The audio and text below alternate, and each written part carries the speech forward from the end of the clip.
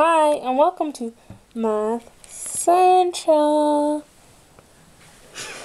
And our question for the day is, this is a class of smart and not so smart students, and this is their marks on one of the tests.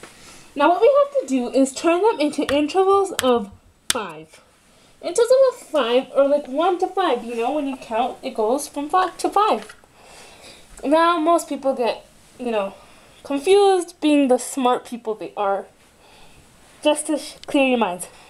50, 51, 52, 53, 54. That's 5. So 50 to 55 is 6. You don't do 50 to 55. That's why we did 50 to 54, 55 to 59, etc., etc. And so the next column in our tally was the tally. So we tallied up all the numbers. And look, from 50 to 54, we could only find one number. It's 54. And then from 55 to 59, there's 2 numbers. There's 59, and then there is also 57.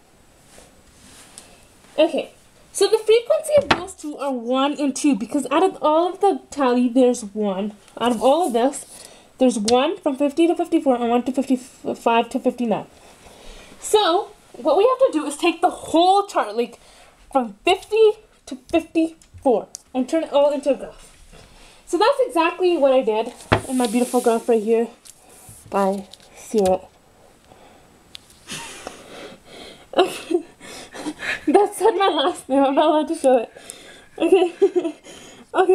So as you can see in the histogram, both axes have numbers. So on this axis, there's the scores, and on this axis is the frequency. So we've turned it into a nice histogram. And now, for like the good marks, the level of 4s, we're going to do a little bit more. We're going to show what I can understand from this graph. The fewest people got 50 to 55% / 85 to 90%. While most of the class got from 65% to 80%. Most people, the majority, got less than 75%. No one failed or got over a 95%. I hope you learned something about making histograms or converting the numbers into tallies, into intervals of 5s and stuff like that. See you next time, same place, same time. Math Central.